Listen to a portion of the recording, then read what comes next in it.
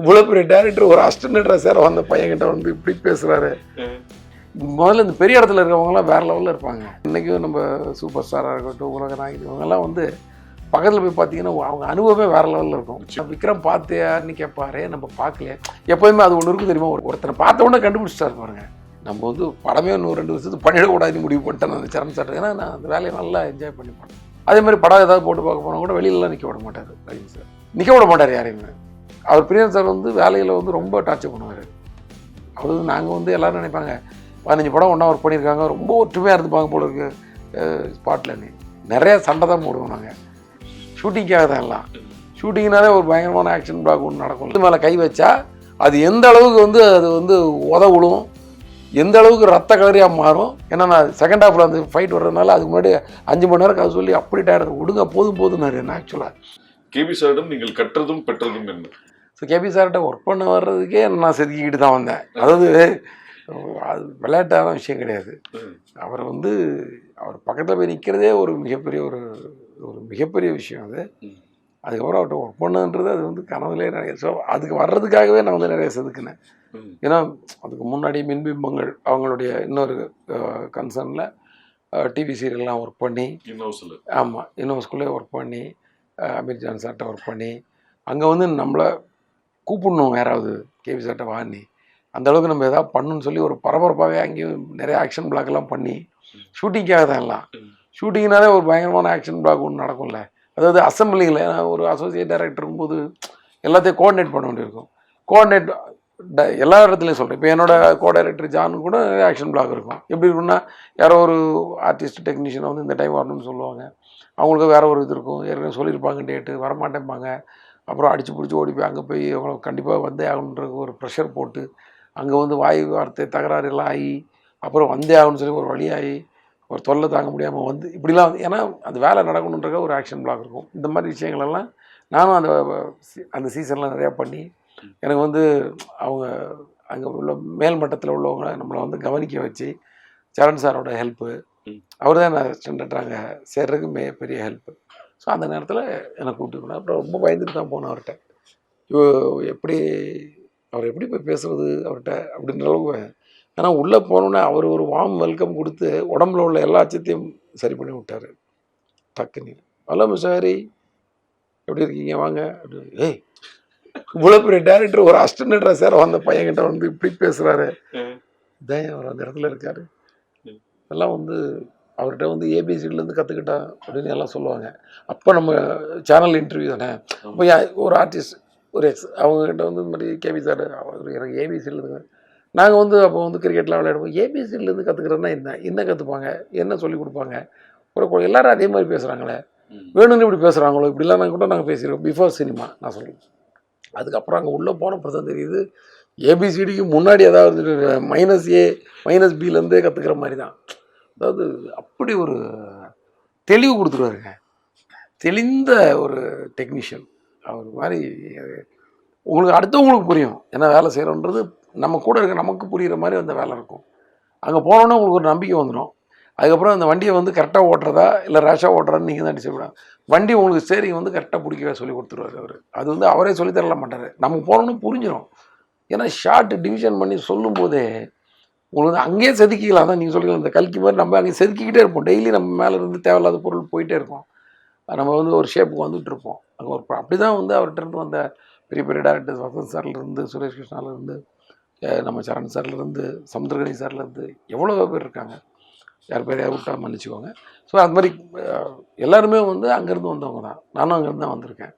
So அப்படிக்கு தெளிவு கற்றுக் கொடுத்தாரு. ஒரு நாள் வந்து ஒரு கேட்டு வந்து ஏதோ ஒரு தூரத்தில் கார் வர்ற ஷாட்டு, அந்த கேட்டு வந்து ஏதோ திறந்து வச்சு ஏதோ சம்திங் அவர் வந்து மூடுப்பா அப்படின்னாரு. அப்போ சேர்ந்த ஒரு வாரத்துக்குள்ளே இருக்கும்னு நினைக்கிறேன். மூடு அப்படின்னாரு. மூடி சரின்னு ஒன்று டேரக்டர் சொன்னால் சரின்னு மூடிட்டேன். நான் என்ன நினச்சேன்னா இந்த கார் வர்றது தெரியணுமென்றக்காக திறந்து வைக்கணுமோ, கார் உள்ளே வரணுமோ. பட் அவருக்கு ஷாட் வந்து முதல்ல கேட்டு மூடி இருக்க மாதிரி ஏதோ ஷாட் இருக்கும் போல இருக்குது. அதுக்கப்புறம் எனக்கு கூப்பிட்டாரு. ஷாட்டு முடிஞ்சு அடுத்த ஷாட்டு சொன்னேன். அது அந்த டிஸ்டர்பன்ஸில் வச்சு எடுக்கணும்னு நினச்சிட்டு இருந்தேன், அதனால தான் மூட சொன்னேன். அது அவர் சொல்லவே தேவையில்லை எனக்கு. அந்த கேட்டு கம்மிகளுக்கு நடுவில் அப்படி அந்த ட்ராக் அது வண்டி வந்துட்டு இருக்கமே எடுக்கணும்னு நான் நினச்சிட்டு இருந்தேன்ப்பா, அதனால தான் மூட சொன்னேன். எனக்கு அப்படியே ஒரு மாதிரி இப்படி ஒரு டெக்னீஷியன் 100 படம் பண்ண டெக்னீஷியனுக்கு வந்து ஒரு அசிஸ்டன்ட் டைரக்டர்கிட்ட இந்த விளக்கம் சொல்லணும்னு நினைக்கிறதெல்லாம் வந்து எவ்வளோ பெரிய விஷயம். அதனால முதல்ல இந்த பெரிய இடத்துல இருக்கிறவங்களாம் வேறு லெவலில் இருப்பாங்க. பெரிய பொசிஷனில் இருக்காங்களே இன்றைக்கும் நம்ம சூப்பர் ஸ்டாராக இருக்கட்டும், உலக நாயகன், இவங்கெல்லாம் வந்து பக்கத்தில் போய் பார்த்தீங்கன்னா அவங்க அனுபவமே வேறு லெவலில் இருக்கும். நிச்சயமா. நான் யானை டைமில் போய் கமல் சாரை போய் பார்க்க போனாங்க. ஒரு இது பார்த்துக்கோங்க, கரெக்டாக விக்ரம் ரிலீஸ் ஆகிருக்கு அப்போது. சரியா, நான் வேறு ஒரு விஷயமா ஒரு போய் பார்த்துட்டு நானும் அருண் சார் எல்லாம் போவோம், மாப்ஸ்லாம் போனோம். போகும்போது கீழே நாங்கள் போகும்போதே கீழே சார் வந்தார் அந்த நேரத்தில். ஸோ ஒன்றா பேசிட்டு லிஃப்ட்டில் ஏறணும். எனக்கு என்ன ஒரே பயம்னா, விக்ரம் பார்த்தியான்னு கேட்பாரு, நம்ம பார்க்கலையே. எப்போதுமே அது ஒன்று இருக்குது தெரியுமா, ஒரு பார்க்கலன்றது வந்து ஒரு அதுவும் ஒரு விக்ரம் சூப்பர் ஹிட்டாக போயிட்டுருக்கு. அது பார்க்க எனக்கு என்ன, என் படத்தோட ஃபைனல் ஒர்க்கில் இருக்கேன். ஸோ இப்போ வந்து அவர் கேட்குறாரு, அருண் சார் சொல்லிட்டு இருக்காரு, சார் அப்படின்னு சார் படம் அப்படின்னு நான் அமைதி அப்படின்னு நின்றுருக்கிறேன். நீங்கள் பார்த்தீங்களா அப்படின்னாரு. இல்லை சார் பார்க்க வாய்ப்பு கிடைக்கல. ஓகே, அவர் விட்டார், அப்படி பார்க்கலன்னு சொல்ல விட்டார். அப்புறம் அந்த மீட்டிங்லாம் முடிஞ்சு மேலே போயிட்டு ரிட்டர்ன் ஆகும்போது சொன்னார், நீங்கள் பார்த்துருக்க மாட்டீங்கன்னு எனக்கு தெரியும், இவ்வளோ வேலையை வச்சுட்டு ஃபைனல் ஒர்க்கில் இருக்கோம், ஒரு படம் பார்க்குறதுக்கெல்லாம் வாய்ப்பு இல்லை இப்படி சொல்கிறாருங்க அவர். நான் ஒருவேளை நான் இதுக்கு போய் சொல்ல வேண்டிய அவசியம் இல்லை, சங்கோச்சப்படுவாருன்னு சொல்லிட்டு ஆமாம் சார் பார்த்தேன்னு சொல்லியிருந்தீங்கன்னு வச்சுக்கோங்க. அது எவ்வளோ பெரிய பொய்யா இருக்கும். முதல்ல அவர் ஒருத்தனை பார்த்த உடனே கண்டுபிடிச்சிட்டாரு பாருங்க, என்ன ஒரு நாலேஜ், என்ன ஒரு. அது மாதிரி ரஜினி சார் அவர் நின்றுக்கிட்டே தான் கதை கேட்பார், இல்லை நின்றுக்கிட்டே நம்மகிட்ட பேசுவார். நம்ம எழுந்து ஐயே நீங்கள் நான் நிற்பேன் அப்படியே, நீங்கள் உட்காருங்கன்ட்டு. அது எவ்வளோ சின்ன தான் அவங்கள உட்கார வச்சுட்டு இவர் நின்றுட்டுருப்பார். இப்போ அந்த சின்ன பொசிஷன் தான் நான் சொல்ல, ஒரு சின்ன டெக்னீஷியனாக இருக்கலாம், அதை தான் சொல்கிறேன். சின்ன ஆள் பெரிய ஆள்னா அப்படி சொல்லலை, நான் ஒரு டெக்னீஷியன். இப்போ அவங்களும் எழுந்துச்சிருக்கும் போது அவர் கண்டுக்காமல் அப்புறம் அவர் உட்கார்றப்ப அவங்க உட்காந்தா விடலாமே, நோ யூஸ் யூஸ். அதே மாதிரி படம் ஏதாவது போட்டு பார்க்க போனால் கூட வெளியிலலாம் நிற்க விட மாட்டார் ரஜினி சார். இப்போ நம்ம படம் ஒன்று பார்க்க வராரு அப்படின்னா நமக்கு தெரியும் அவருக்கு பிடிக்காதுன்னு, அவர் ஜஸ்ட்டு ரிசீவ் பண்ண வந்தேன் சார், இல்லை நான் நிற்க மாட்டேன் ஓடிடுவோம், நிற்க விட மாட்டார் யாரையுமே. உங்களுக்கே தெரிஞ்சிருக்குன்னு நினைக்கிறேன். தெரியும், உங்களுக்கு நான் ஞாபகம் தான் படுத்துறேன். இதெல்லாம் வந்து எவ்வளோ பெரிய. சரி, அவங்க வெளியில் சும்மா நிற்கட்டும், அவங்க படம் நிற்கிறாங்க, நம்ம உள்ள படம் மாதிரி எனக்காக யாரும் வெயிட் பண்ணக்கூடாது, வேஸ்ட்டாக வெயிட் பண்ணக்கூடாது. அவங்கெல்லாம் தான் அந்தந்த இடத்துல இருக்கிறாங்க. அதுவும் அவங்க 2 பேருமே வந்து கேபியோட படைப்புன்றது மிகப்பெரிய ஒரு, ஏன்னா பயங்கரமான ஒரு ஃப்ளாஷ்பேக் கதையெல்லாம் எடுத்துட்டு, ஐயோ இங்கே பேசுகிறதுக்கே அவ்வளோ இன்ட்ரெஸ்டாக இருக்குது. நான் வந்து முழு மூச்சாக அந்த படத்தில் வந்து பின்னி எடுத்துடணும் வேலை செஞ்சு. நம்ம வந்து படமே இன்னும் 2 வருஷத்துக்கு பண்ணிடக்கூடாதுன்னு முடிவு பண்ணிட்டேன் அந்த சரண் சார். ஏன்னா நான் அந்த வேலையை நல்லா என்ஜாய் பண்ணேன். அந்த நேரத்தில் தான் நிறைய கதைகள் கூட பண்ண முடிஞ்சுது. எல்லார்ட்டையும் நான் அதை சொல்லுவேன், நான் ஸ்ப்ரெட் பண்ணுவேன் நல்ல விஷயங்களை. உங்கள் கோவத்தை வந்து வேலைக்காக வெயிட்டிங்கில் வைங்க, உங்கள் கோவத்தை வேஸ்ட் பண்ணிடாதீங்க, தேக்கி வைங்க. உங்கள் வேலை வரலாம் அதில் காட்டுங்க. உங்கள் வேலையில் நீங்கள் கோவத்தை காட்டினா வேறு யாருக்குமே கோவம் வராது, வேலைக்காக தான் கோவப்படுறான்ட்டு. கரெக்டாக? இதே நீங்கள் உங்கள் கேரக்டரை நான் கோவப்படுற கேரக்டர் காட்டிங்கன்னா உங்களை பார்த்தா எவனும் மதிக்கவே மாட்டான். பட் உங்கள் வேலைக்காக வந்து சீக்கிரம் நடக்கணுன்றக்காக, அந்த வேலையை நல்லா செய்யணுன்றக்காக நீங்கள் ஒரு கோவப்பட்டீங்கன்னா அவங்க வந்து வேலை, அது வந்து இதை வச்சுக்கோங்கன்னு நான் நிறைய பேருக்கு என்னால் முடிஞ்ச இதை சொல்லுவேன் கருத்து. ஏன்னா எங்கள் தெய்வாரம் ப்ரொடியூசர் சார் சொன்னாங்க, நல்ல விஷயங்கள் எங்கேருந்து வேணாலும் வருங்க, ஒவ்வொருத்தர்கிட்ட ஒன்று வரும். எனக்கு அவர் தான் வாய்ப்பு கொடுத்தாரு, வாய்ப்பு மட்டும் கொடுக்கல. அந்த படம் அவரே ஒரு க்ரியேட்டிவ் ப்ரொடியூசர் தான், ரொம்ப வந்து இன்வால்வ் ஆகி பண்ணுவார் எல்லா படத்துலையும். என்கிட்ட ஃபஸ்ட்டு டே ஷூட்டிங் தூரத்துலேருந்து பார்த்தாரு. குமார் அண்ணங்கிட்ட சொல்லிட்டாரு மேனேஜர்கிட்ட, நான் இந்த படத்துக்குள்ளே வரமாட்டேன், அவங்க பண்ணட்டும் அப்படின்ட்டு. அது சொன்னது வந்து எனக்கு இன்னும் பெரிய பொறுப்பாகிடுச்சு, ஜாஸ்தி ஆகிடுச்சு. சரி, அவர் வந்து ஷூட்டிங் ஸ்பாட்லாம் வந்து கொஞ்சம் நம்மளை வந்து இது பண்ணுவார் போலன்னு பயந்துட்டு தான் இருந்தேன் நான், உண்மையாக சொல்கிறேன். ஆனால் அவர் அது மேலே எதுவுமே ஒரு கேள்வி கேட்கல, அவ்வளோ சப்போர்ட்டு அது. ஸோ எவ்வளோ பேர் ஒருத்தருடைய வெற்றிக்கு வந்து எத்தனை பேர் துணையாக நிற்கிறாங்க பாருங்கள்.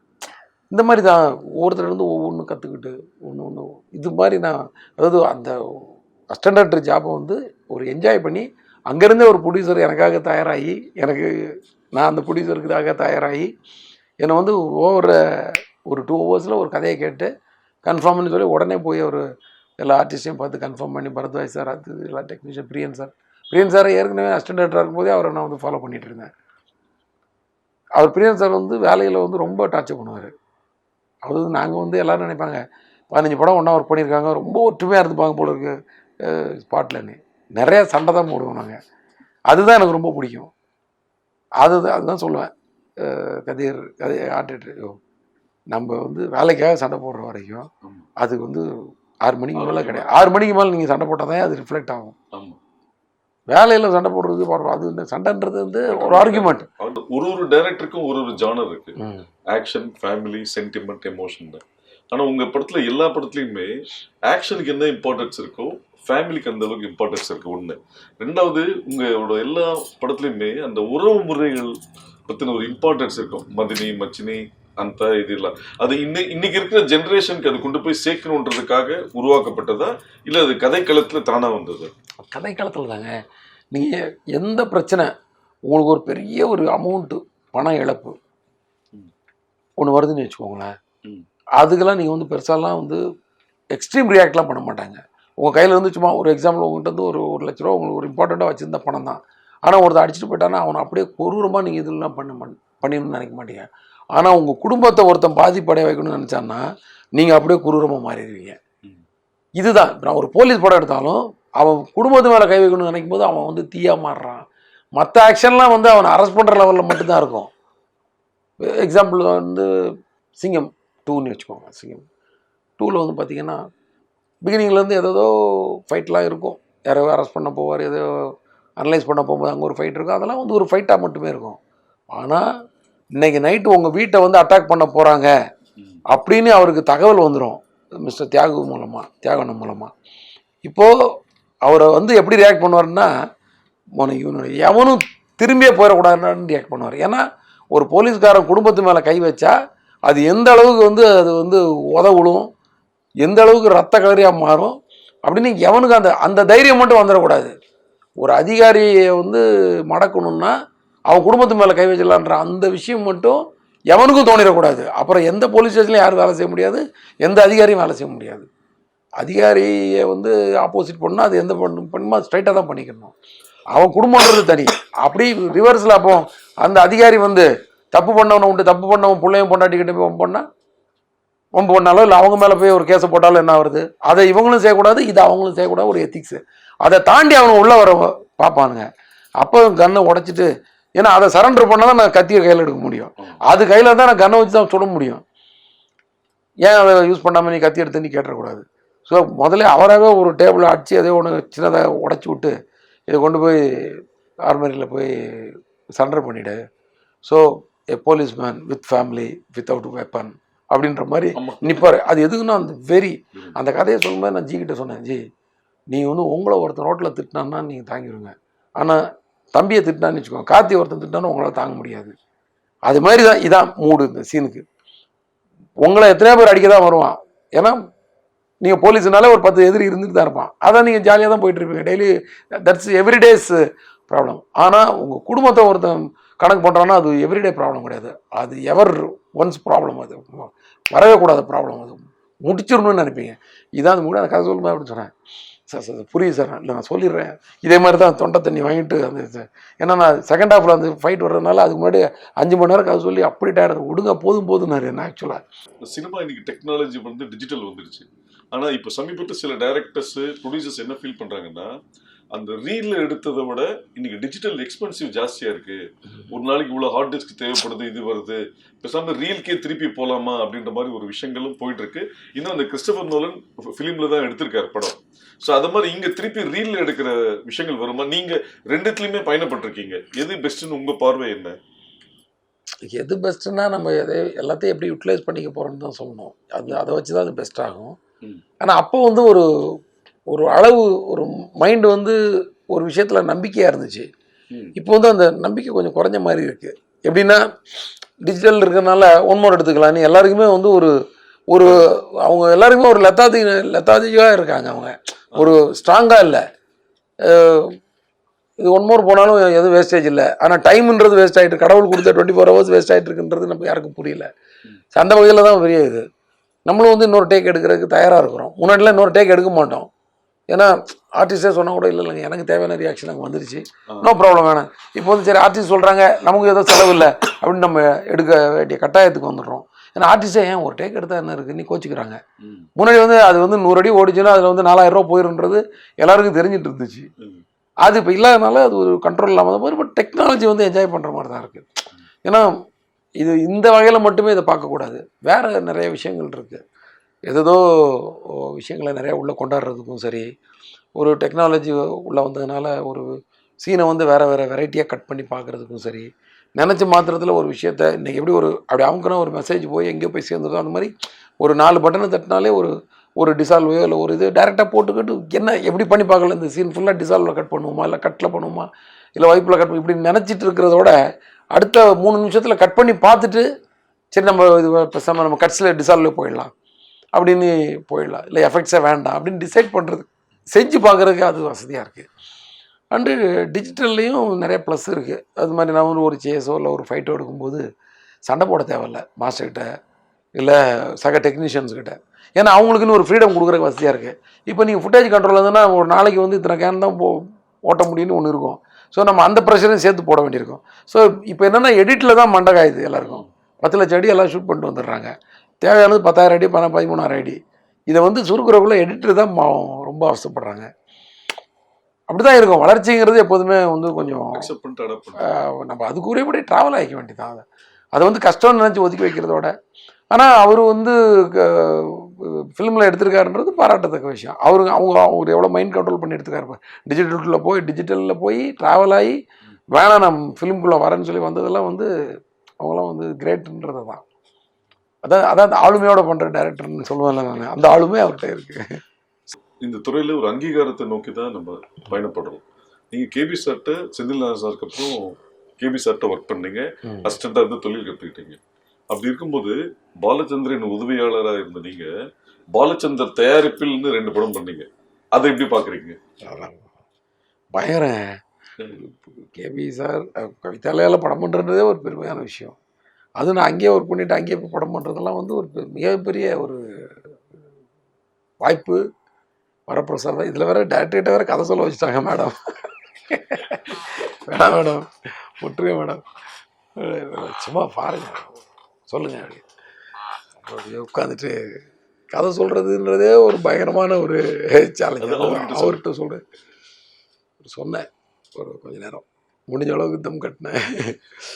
அவரும் வந்து அப்படியே கேட்டு பயங்கரமாக கேட்டு ப்ரெஷர் போட்டு கேட்டுருலாம் நினைக்கல. அவர் அந்த கன்சர்னோட ஒரு டைரக்டராக வந்து அவர்கிட்ட ஒரு இன்ட்ராக்ஷன் ஒன்று தான் நினச்சிருக்கேன். ஸோ நான் சொன்ன உடனே அடுத்து வாட் டெக்ஸ்ட் வாட் கேட்டுறாரு. ஓரளவுக்கு சொன்னேன், அதிலே அவருக்கு புரிஞ்சிருச்சு இவனால் இவ்வளோ தான் சொல்ல முடியுதுன்னு. ஒரே ஒரு ஐடியா தான் சொன்னார், உன்னோட படங்களில் வந்து லேடிஸ் அந்த ஹீரோயின் கேரக்டருக்கு வந்து ஒரு பார்ட்டிசிபேஷன் எண்டு வரைக்கும் கொண்டு போகிற மாதிரி பார்த்துக்கோப்பா அப்படின்னாரு. அது ஏன் எதுக்கு அவ்வளோ டீட்டெயிலாக கூட அவர் சொல்லலை, பார்த்துக்கோ அப்படின்னு. ஏன்னா அப்போ தானே ஒரு படம் பண்ணிட்டு வரோம். அப்போ நான் யோசிச்சு பார்த்தேன், கடைசியாக அதுக்கு முன்னாடி பண்ண படத்தில் கரெக்டாக பண்ணியிருக்கோமா நீ பண்ண மாதிரி தான் தெரிஞ்சுது. ஸோ அதிலேருந்து நான் வந்து அதை வந்து அந்த பாயிண்ட்டை எடுத்துக்கிட்டேன் அவர் சொன்ன அந்த விஷயத்த. ஸோ அவர் சொல்லும்போது தான் இன்னொரு விஷயம் எனக்கு ஞாபகம் வந்துச்சு. நம்ம பாக்யராஜ் சார் சொன்ன ஒரு விஷயம் என்கிட்ட டைரெக்டாக சொல்லலை, அது இன்னொரு டைரக்டர்கிட்ட சொல்லியிருக்காரு. அவர் சொல்லி எனக்கு கேள்விப்பட்டேன். என்னென்னா, நீங்கள் ஒரு கதையை வந்து அவுட்லைனாக சொன்னீங்கன்னா அதில் அந்த ஹீரோயின் கேரக்டர் இருக்கணும் அந்த அவுட்லைனுக்குள்ளே அப்படின்னு சொன்னதா ஒரு தகவல். இது பயங்கரமான, அதாவது திருக்குறள்லாம் வந்து இவங்கெல்லாம் வந்து போகிற போக்கில் அடிச்சுட்டு ஒரு குறளை போட்டு போயிடுறாங்க, திருக்குறள் மாதிரி ஒரு நல்ல விஷயத்த அப்படின்னு. அது ஸோ அதெல்லாம் கம்பேர் பண்ணி பார்க்கும்போது okay. So ladies audience plus டம்மியா ஹீரோயின் இருக்க மாதிரி தெரியாது, கடைசி வரைக்கும் ஒரு இன்ட்ரெஸ்ட்டு. எப்போதுமே வந்து ரோட்டில் ஒரு ஆம்பளைக்கு பிரச்சனைனா 10 பேர் திரும்பி பார்த்தானா, பொம்பளைக்கு பிரச்சனைனா 1000 பேர் திரும்பி பார்ப்பான். அந்த விஷயம் இதெல்லாம் மைண்டுக்கு வருது. ஒரு ரோட்டில் ஒரு பொண்ணுக்கு ஒரு பிரச்சனைனா ஹெல்ப் பண்ணுறமோ இல்லை, திரும்பி பார்க்குறது மொத்த பேரும் திரும்ப வேண்டியிருக்கும். இதே ஒரு ஆம்பளை கூட ஏதோ குடிச்சு சண்டை போடுறான்னு சொல்லி நிறைய பேர் பாஸ் ஆகி போயிட்டே இருப்போம். விஷயம் தெரிஞ்சவங்க மட்டும் தான் 10 பேர் நிற்பான். இந்த மாதிரி ஒரு கருத்தெல்லாம் அவங்க மூலமாக நமக்கு வந்துச்சு. ஸோ அதை கனெக்ட் பண்ணி தான் நான் வந்து சாமியிலே அதுக்காக எப்போ கடைசி வரைக்கும் இந்த ஒய்ஃப் கேரக்டர் ட்ரிஷா கேரக்டர் வந்து இந்த போனா கேரக்டர் வந்து அவருக்கு மோட்டிவேட் பண்ணுற மாதிரி எதாவது பண்ணணும். எங்ககிட்ட ஆல்ரெடி சில சீன் இருந்துச்சு, அதை வந்து வேறு மாதிரி அவர் சொன்னதுக்கு ஏற்றபடி கன்வெர்ட் பண்ணிக்கிட்டோம். அதில் தான் அந்த ஃபேமிலி மெம்பர்ஸ் எல்லாம் கம்பல் பண்ணி நீங்கள் போயிடுங்க ஊரை விட்டுமாங்க, இவங்க வந்து அவர் யாரும் டிஸ்டர்ப் பண்ணாதீங்க, எல்லாம் கெட் அவுட், எனக்கு அவர் மேலே நம்பிக்கை இருக்குதுன்னு சொல்லி ஒரு மோட்டிவேட் பேசுவோம். அதெல்லாம் வந்து சீனாக இருந்தால் கூட இதெல்லாம் மைண்டில் வச்சு அதை நல்லா எலிவேட் பண்ணி அந்த ஹீரோயினுக்கு இம்பார்ட்டன்ஸ் அப்படி கொடுத்துட்டோம் நாங்கள். அதே மாதிரி உங்களை கேபி சார்ட்டு கூப்பிட்டு போனது சரண் சொல்லி சொன்னீங்க. ஆமாம். ஸோ அவர் கூட 3 படம் ஒர்க் பண்ணீங்க. ஸோ அவர் ப்ரொடக்ஷனில் 6, சூர்யா கூட ஃபஸ்ட்டு. அந்த ட்ரிகரிங் பாயிண்ட் கொஞ்சம் பயமாக இருந்துச்சு. ஏன்னா எல்லாம் அப்போ தான் வந்திருக்கோம், எல்லாம் அதுக்குள்ளே ப்ரொடக்ஷன் போக வேண்டியிருக்கு. அவர் ப்ரொடக்ஷன் பண்ணாலும் நம்ம ப்ரொடக்ஷன் பண்ணாலும் ஒன்று தான், 2 பேருக்கும் ஒரே பெயினாக தான் இருக்க போகுது இல்லையா.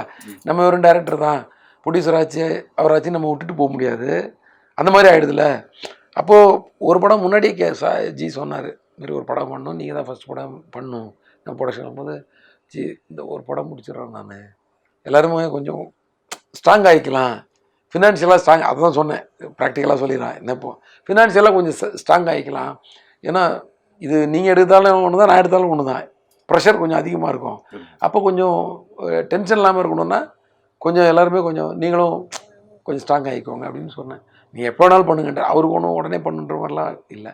அதுக்கப்புறம் தான் நான் வந்து ஐயா முடிச்சுட்டு வந்து 6 பண்ணேன். பண்ணும்போது அந்த அந்த டென்ஷன் மட்டும் எனக்கு இருந்துச்சு, கரெக்டாக இது கொண்டு போய் சேர்க்கணுமே இந்த படம், இந்த படம் எப்படியா ஓடணுன்ற டென்ஷன் அந்த படத்துக்கு நிறையா இருந்துச்சு எனக்கு. ஏன்னா ஒரு டைரக்டரு, அவரு ஒரு சினிமாவிலேருந்து கஷ்டப்பட்டு வந்திருக்காரு, அவர் ஒரு ப்ரொடக்ஷன் பண்ணும்போது அது எப்படியாவது அந்த படம் வெற்றி ஆயிடுச்சுன்னா அவரும் தொடர்ந்து படம் எடுப்பார், ப்ளஸ் அவர் நம்மளால் பாதிக்கப்பட்ட மாதிரி ஒரு இதுவாக அவரால் தான் நம்ம வந்தோம், நம்மளால் அவர் கிடையாது, நம்மளால் அவர் பாதிக்கப்படக்கூடாதுன்ற அந்த டென்ஷன் இருந்துச்சு. அப்புறம் அது நல்லபடியாக அது செட் ஆயிடுச்சு, செட் ஆனதுனால சந்தோஷமாக இருந்துச்சு. சார் உங்களோட 17 படத்தில் விக்ரம் கூட 3, சூர்யா கூட 5, விஷால் கூட 3வது. ஆனால் சரத் சார், சிம்பு, அருண் விஜய், தனுஷ், பரத், பிரசாந்த் இவங்க எல்லாருக்கூடயும் ஒரு படம் தான். 2வது படத்துக்கு உண்டான கதை செட் ஆகலையா, என்ன ரீசன்? இதுக்கெல்லாம் ரீசன் கிடையாது. இது வந்து ஒரு ப்ரொடக்ஷன், உங்களுக்கு தெரியாது என்ன, ஒரு படம் வந்து ரெடி ஆகணும்னா அதுக்குள்ளே எத்தனை பேர் சம்மந்தப்பட்டது, நம்ம சொல்கிற கதை அவங்களுக்கு பிடிக்கணும், அவங்க அந்த நேரத்தில் அவங்க டேட்டு ஃப்ரீயாக இருக்கணும், நம்ம அவங்கள வச்சு படம் பண்ணுறதா இருக்கிற ஒரு ப்ரொடியூசர் இருப்பார், அந்த ப்ரொடியூசருக்கு நம்மளை பிடிக்கணும், நம்மளை பிடிச்சாலும் வந்து அந்த டேட்டு ஒத்து வரும், நம்ம வேறு ஒரு ப்ராஜெக்டில் இருக்கக்கூடாது, இப்படி நிறைய காம்பினேஷன் டிட்டர்மினேஷன் எல்லாமே இருக்குது இல்லையா, அதை நீங்கள் கால்குலேட் பண்ணால் தான் ஒரு படமே நடக்கும். இதில் எந்த மோட்டிவேஷனும் கிடையாது இதில், கரெக்டாக கரெக்ட். நான் யார் கூட இப்போ தம்பிங்க யார் வந்தாலும் ஒர்க் பண்ண நான் தயார், புரியுது அவங்களுக்கு, அதில் வந்து இஷ்யூஸ்லாம் கிடையாது, கதையும் இருக்குது எல்லாருக்கும், எல்லாருமே அந்த 10-15 வருஷம் முன்னாடி பார்த்துக்கு இன்னும் வளர்ந்து நிற்கிறாங்க எல்லாருமே. அதுக்குரிய நேரமும் காலமும் ப்ரொடியூசரும் அந்த பட்ஜெட்டும் அந்த சூழலும் அமையும் போது தான் பண்ண முடியும். எப்பவுமே இந்த முதல் காதல், முதல் அனுபவம்ன்றது ரொம்ப முக்கியமான விஷயம். ஸோ புதிய இயக்குனர் ஹரி இயக்கத்தில் பிரசாந்த் சிம்ரான் நடிக்கும் தமிழ் அப்படின்றது ஒரு செய்தி வந்து 30/3/2001 செய்தியா வந்தது. ஓ அப்படியா? ஸோ இந்த செய்தியை வந்து பேப்பர்ல பார்க்கும்போது உங்களோட ரியாக்ஷன் என்னவா இருந்ததுன்னு எனக்கு ஞாபகம் இல்லை. கண்டிப்பாக ஒரு பரவாயில்லையே அப்படின்னு ஒரு சந்தோஷமான மூமெண்ட்டாக தானே இருந்திருக்கும். கரெக்டாக என்னவா இருந்துச்சுன்றது உண்மையில எனக்கு ஞாபகம் இல்லை, ஏன்னா நான் எதுவுமே வந்து மைண்டில் ரெக்கார்ட் பண்ணி வைக்கல. கரெக்டாக படம் பார்த்துட்டு என் ஃப்ரெண்டு வந்து படம் ஃபஸ்ட், அதில் தமிழில் உள்ள ஒரே ஞாபகம் என்னென்னா, படம் பார்த்துட்டு என் ஃப்ரெண்டு வந்து நல்லா இருக்குது அப்படின்னு ஒரு மாதிரி இன்டர்வலில் வந்து ரொம்ப எமோஷனலாக வந்து நல்லா இருக்குன்னு சொன்ன உடனே டக்குன்னு ஒரு 12 வருஷம் கழித்து ஓகே அது அந்த ஒரு பஸ்ட் அவுட் மட்டும் மைண்டில் ஆச்சு. ஸோ தனியாக போய் நின்று கொஞ்சம் அப்படியே ஃபீல் பண்ணிட்டு வந்தேன் நான், அது மட்டும் எனக்கு ஞாபகம் இருக்குது. மற்றபடி அந்த முதல் பூஜை இன்விடேஷன் உங்களுக்கு கடையப்பா. ஸோ 6/4/2001 ஆரம் வீரப்பன் சார், ஏவிஎம் சரவணன், ரமேஷ் பிரசாத், விவேக் சந்திரசேகர் இவர்கள் முன்னிலையில் இந்த படத்தோட பூஜை இன்விடேஷன் வந்து அது கையில் எடுக்கும்போது அதாங்க எனக்கு அது ஞாபகம் கன்ஃபார்மாக ஹாப்பியஸ்ட் மூமெண்ட்டாக தான் இருந்திருக்கும். அது ஃபஸ்ட்டு படங்கிறது அதில் டவுட்டே இல்லை. பட் அது ரொம்ப, ஏன்னா எனக்கு அதான் சொல்லலை, நல்ல விஷயங்கள் நடந்தது வந்து நான் புலங்காயத்தை அடைஞ்சிட்டு இருக்கிறது கிடையாது. ஏதாவது விஷயங்கள் வந்து தவறாக போயிருந்தால் அதை தான் திருத்திக்கிறதுக்காக ட்ரை பண்ணிட்டு இருக்கிற கேரக்டர் நான், புரியுதாகும். ஏதாவது இதே சமயத்தில் அங்கே ஏதாவது ஸ்பாட்டில் தப்பு பண்ணியிருப்போம்னா அது வந்து ஞாபகத்தில் இருக்கும் நமக்கு. என்ன சொல்கிறீங்க? அந்த சந்தோஷமான தருணங்கள் வந்து அதை அப்படியே கடந்து வந்துடும். நம்ம அதே தருணம் தான் இந்த இன்று முதல் பார்த்தோன்னே இல்லை, அதான் சொல்கிறேன், அது வந்து ஹாப்பியாக தான் இருந்திருக்கும். ஆனால் எனக்கு தெரிஞ்சு அவ்வளோலாம் ஹாப்பியாக இருந்திருப்பானு தெரியும். எனக்கு வந்து டிஸ்ட்ரிபியூட்டரை பற்றி தான் நினச்சிக்கிட்டு இருந்திருப்பேன். நம்ம ஒரு படம் எடுத்திருக்கோம், இதை நம்பி வாங்கினவங்களுக்கு வந்து காசு வந்துருமா, இந்த பெயின் தான் எனக்கு இருந்திருக்கும். புரியுதா அவனுக்கு?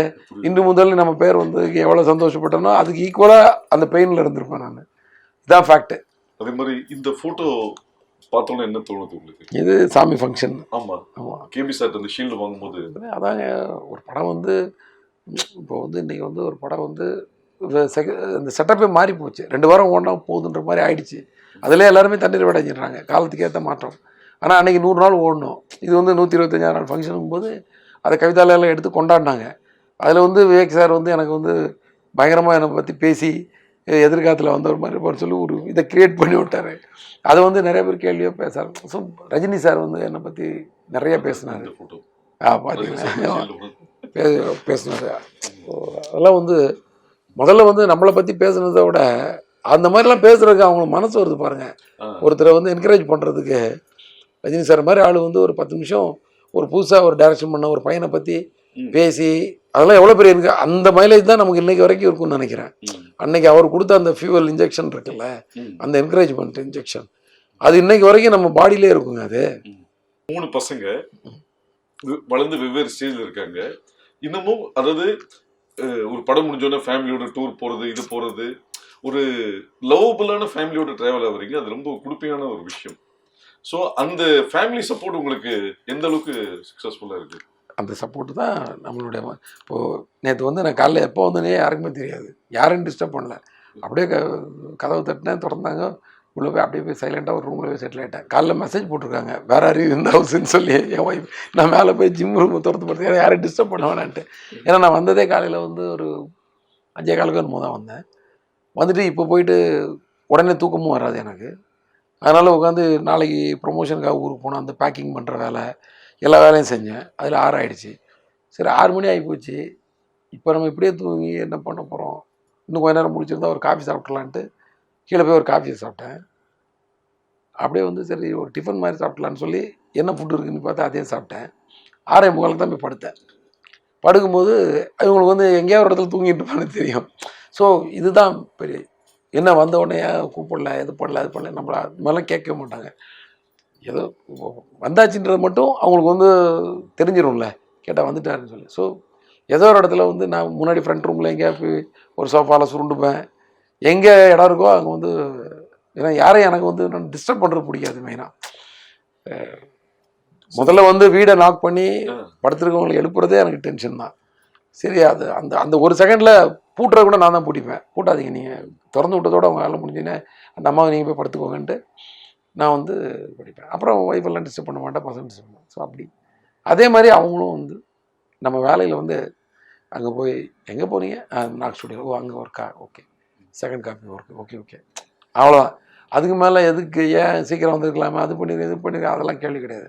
ஏதாவது டைம் இருந்தால் தான் பேசுவாங்க. ஃபோன் பண்ணால் கூட ஒரு 2 நிமிஷம் பேசணும், பேசலாமா இல்லை அப்புறம் பேசலாமா, பேசலாமா, பேசலாமான்னு சொன்னால் தான் அந்த டீட்டெயில் வருவாங்க, இல்லைனா அதுக்கு மேலே பேச மாட்டாங்க.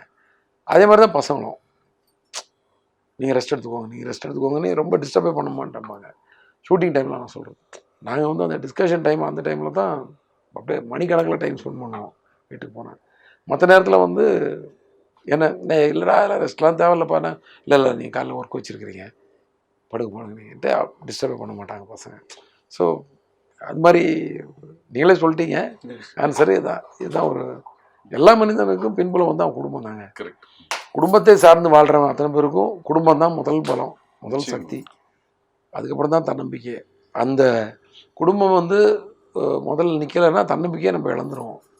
அப்புறம் தன்னம்பிக்கை இல்லைன்னா நம்பிக்கை போயிடும், நம்பிக்கை இல்லைன்னா அப்புறம் தும்பிக்கை இம்பிக்கை, அது ஒரு கை இருக்காத அப்புறம் எல்லாம் போயிடும் டோட்டலாக. சார் இப்போ சூர்யா சாரோட அந்த ஓங்கி அடிச்சா 110 போயிட்டு சிங்கத்தை இங்கே பார்த்துருப்பீங்க அங்கே பார்த்துருப்பீங்கன்னு, அது எப்படி கன்சீவ் பண்ணீங்க? அது நீங்கள் அந்த டைலாக் 2 டைலாக் நீங்கள் சொல்லுங்கள். நான் சொல்லிட்டாலும் போங்க, அவர் சொன்ன டைலாக் டைலாக் அப்படியே எல்லாத்துக்குமே வந்து ஒரு ஓமே உருவகாணி இப்படிலாம் இருக்கும்ல, உருவப்படுத்தி எழுதுறது தானே விஷயத்தை. இப்படி இருந்தால் எப்படி இருக்கும், சிங்கம் டைட்டில் வச்சிட்டோம். ஸோ சிங்கத்தை இப்படி தான் அது வந்து முதல்ல அது வந்து ஒரு புள்ளி விவரமாக மாறி அப்புறம் அது அக்கௌண்ட்ஸாக மாறி இப்படி மாறி தான் அந்த ஓங்கி அடித்தா 100 டன், சிங்கம் அடித்தா 100 டன் வெயிட்டுன்னு ஒரு குறிப்பு எடுத்து.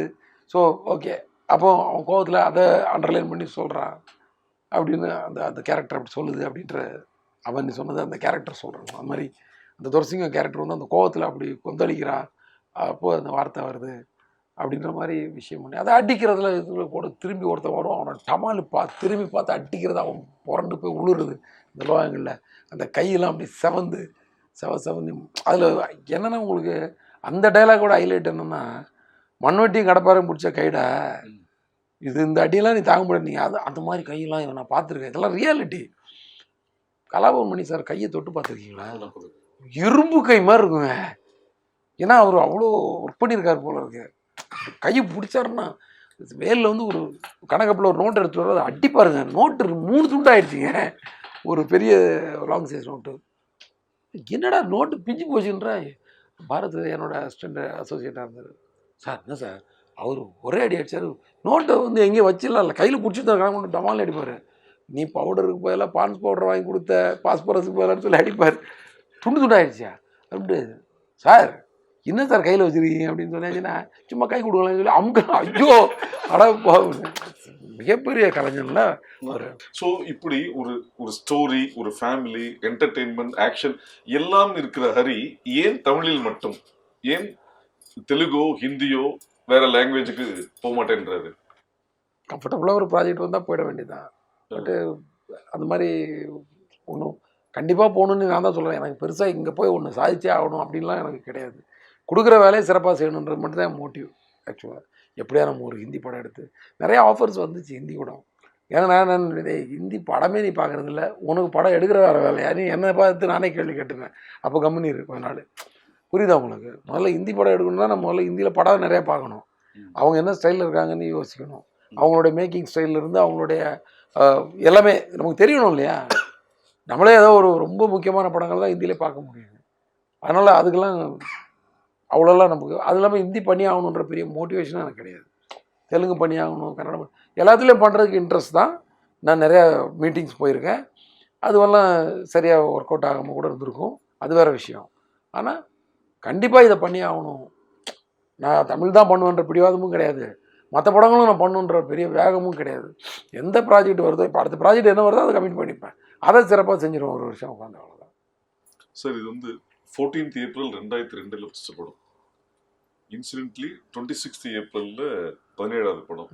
இந்த 22 வருஷ ஜேர்னியை வந்து ஹரி எப்படி பார்க்குறாரு? இன்னும் நமக்கு வேலை கொடுத்துட்டு இருக்காங்கன்ற ஒரு சந்தோஷம், அந்த வேலையை சிறப்பாக கரெக்டாக செஞ்சுட்டு இருக்கோமான்ற ஒரு கேள்வி, எப்படி சிறப்பாக செய்கிறதுன்ற தேடல், இப்படி ஓடிட்டு இருக்க வேண்டிய, அவ்வளோதான் சார். அது ஒரு அறிஞர் சொன்னாரு, உண்மையான வெற்றி என்பது தவிர்க்க முடியாத இடத்திற்கு வருவதுதான் வெற்றின்னு சொல்லியிருக்காரு. தவிர்க்க முடியாத இடத்தில் இருப்பது தான் உண்மையான வெற்றின்னு சொல்லியிருக்காரு. தவிர்க்க முடியாத இடத்தில் இருப்பது உண்மையான வெற்றி. ஓகே. ஸோ இன்னைக்கு ஹரி வந்து தமிழ் சினிமால தவிர்க்க முடியாத இடத்தில் இருக்கிறார். அவரு 17 படங்கள் என்பது எண்ணிக்கையில் கம்மி தான், ஆனால் குவாலிட்டி அதிகம். ஏன்னா 22 வருஷத்துல ஒரு விஷயமும் பார்த்து செதுக்குறீங்க. ஸோ விரைவில் நீங்கள் அடுத்தடுத்த லாங்குவேஜும் அடுத்தடுத்த படமும் பண்ண வாழ்த்துக்கள். அது ஓகே. தவிர்க்க முடியாத இடத்துலாம் நல்லா இல்லைங்க. தவிர்க்க முடியாத இடம்ன்றதெல்லாம் வந்து அது 5 வருஷத்துக்கு ஒன்று மாறிக்கிட்டே இருக்கும். ஒவ்வொரு டேரக்டர் வந்து சக்ஸஸ் பண்ணுவாங்க, அப்போ அடுத்தடுத்தவங்க வந்து தவிர்க்க முடியாத இடத்துக்கு போவாங்க. எல்லா ஆர்டிஸ்ட்டும் அவங்ககிட்ட படம் பண்ணுன்னு ஆசைப்படுவாங்க. இப்போல்லாம் நம்மகிட்ட எல்லாரெல்லாம் படம் பண்ணணும்னு ஆசைப்பட மாட்டாங்க. அதே மாரி ஒரு படம் வரும், அதை நம்ம செஞ்சுக்கலாம், அப்படி தான். இப்போ இன்றைக்கி கரண்ட்டில் படங்கள் பண்ணி யார் நல்ல லைம் லைட்டில் இருக்காங்களோ அந்த 4-5 டேரக்டர்ஸுக்கு தான் அந்த இடம் இருக்கும். அதனால் நான்லாம் கிடையாது. அது நான் வந்து உண்மையை தான் சொல்கிறேன். என்னுடைய ப்ரெசன்ஸ் கூட அந்த மாதிரி இருந்திருக்கும் ஒரு இடத்துல, ஒரு காலகட்டத்தில். அந்த நேரத்தில் வந்து நிறைய டைரக்டர்ஸ், நிறைய ப்ரொடியூசர்ஸ், நிறைய ஹீரோஸ் வந்து இவர் கூட படம் பண்ணி நிறைய பேர் அப்ரோச் பண்ணியிருப்பாங்க. அந்த நேரத்தில் அது வந்து தவிர்க்க முடியாத அந்த ஒரு 5-6 பேர், 7 பேர், 8 பேரில் நானும் இருந்திருக்கலாம். ஆனால் இப்போ அந்த இடத்துல நான் கிடையாது. இப்போ நான் எனக்கும் வேலை கிடைக்குது, எனக்கு வந்து சரி இந்த இவங்ககிட்ட படம் கொடுத்தா ஒரு ஹார்ட் ஒர்க் பண்ணி கரெக்டாக எடுத்து கொடுத்துருவாங்க சொன்ன டைமில்ன்ற ப்ரொடியூசரோட நம்பிக்கை. ஹீரோஸ் வந்து சரி இவர்கிட்ட போனால் இது டைமிங்கில் தான் ரொம்ப டார்ச்சர்னு கேள்விப்பட்டிருக்கோம், மற்றபடி கொஞ்சம் கரெக்டாக தான் பண்ணுவார் போல இருக்குது, போகலான்ற நம்பிக்கையில் வரலாம் மேபி, அப்படி அவ்வளோதானே தவிர தவிர்க்க முடியாத இடம்லாம் வந்து வேறு டேரக்டர்ஸ் கிட்ட இருக்குது. அவங்க பேரெலாம் நான் சொல்லணுமா? ஸோ எல்லாம் நம்ம நண்பர்கள் தான். தேங்க்யூ. நன்றி.